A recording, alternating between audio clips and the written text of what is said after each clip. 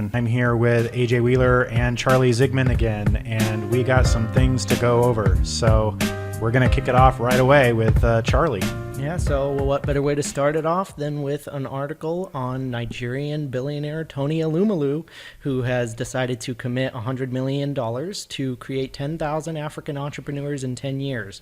And so kind of the premise here is that he's going to go ahead and create sort of these microloan situations, not loans, I guess, but basically grants to businesses to start out with these new ideas. It's kind of like a Shark Tank kind of thing where these businesses are able to start applying now, and the premise is that he gives them this money and then they grow to bring any number of billions to the African economy. And so kind of the interesting thing I thought about it is just it's an interesting take on philanthropy, because he's not just sort of giving people money, he's giving it with the expectation that it's going to cause all these growing businesses. But as I look at it, I think the thing that is a little bit questionable is if you're going to end up with a lot of underfunded and underthought out businesses. And so I guess I just wanted to get your guys' take on that. And then the other weird thing is that all of these businesses first have to send him a $2,000 check first, and then from that they're able to go ahead and get their $10,000 back, and then they can start the business. So I thought that was a little different. That's not true. That's not true. No, That's not true. I was like, that's not true. Wait, is he a prince too? Yeah. He is. He is. No, actually, though, we're joking about Nigerian. Everybody thinks when they Scams, get a yeah. scam email, it's usually from Nigeria, and it's fascinating that that we think about it as email, but actually there's scams going from Nigeria going back to the 80s. Oh. In fact, an airport was sold that the Nigerian did not own. I think in like 1985. I might be wrong. We can look this up. But there was an airport sold to a bank in Brazil for something like millions of dollars, and it was a scam. And the person that was perpetrating it in the 80s or 90s was Nigerian. Oh, no kidding. And it succeeded? It succeeded. It succeeded. This guy worked this deal over for a year or so, and I guess they caught wind of it after they wired the money, and they contacted the airport to see when they can start like branding the bank or something. And like, what the hell are you talking about? That's not the case. Can you imagine that phone call? Right. But I guess Nigeria it's a very, very poor country from what I understand. It has like a very low kind of GDP and stuff, but there are a wealth of very knowledgeable and industrious people there, and I think this is a great way to spur along the economy instead of just a handout, right? You're giving somebody a chance, a $10,000 grant to start a business. I think this is a wonderful idea, and I'd like to see more of that happen here and around the world instead of just handouts, having some incentive behind it.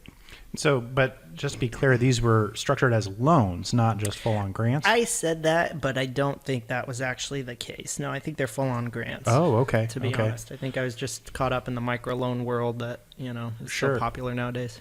Sure. Yeah, so it is like, I think in terms of your question, as you posed it, how effective is that to kind of spread the peanut butter around rather than being focused in where it goes? And that's kind of what angel investors do, although they're not necessarily fully philanthropic. I think sometimes angel investors think of themselves somewhat as being philanthropic because they're taking outsized risk, and they kind of know that there's a good chance they're not going to get some of that back, but they're using a philosophy that is beyond me in terms of the technicalities of it. I haven't gotten into it, but it's referred as to the Monte Carlo model of putting small investments in a lot of different places with the intent that one of them is going to come back and do really well. And so I think, it's interesting for a grant maker to do that. He's doing it on the basis of, one of them might do really well, not for just him, but for the community, for the society, and for the people in general that he's trying to benefit. So good on him for that.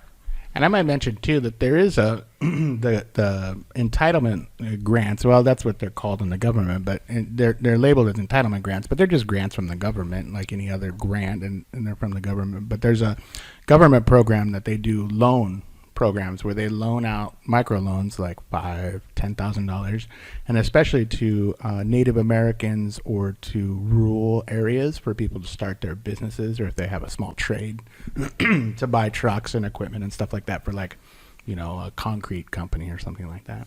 I actually worked with one of these companies once when I was in my public accounting days, and the reason why the particular one I was working on was because they actually had to close down. And the reason being is that these microloans that were made were only required to have payments once a year.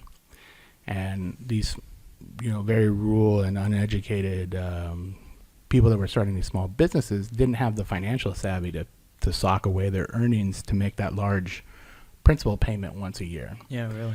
And I was scratching my head as to why they didn't have smaller monthly terms. That would have probably caused this loan program not to go belly up. Yeah. Microloans with a macro payment. Yeah, it was really interesting. But this is even more, I guess, you know, philanthropic, like Ty was saying, where they're just giving away the $10,000 investment. Did it say in the article whether or not he gets any backside to that? Like, I don't is there think he any? got any backside, but it talked also about like how they use it, and so a lot of it's for like training for these small businesses and stuff, and so those make it further and further away from him basically getting repaid, because what he's really buying is the knowledge for those people to be able to run their businesses. And so yeah, I don't think it's his plan that he will get somehow repaid for this. I think his plan is that we're going to make the economy great, and that's what's going to help.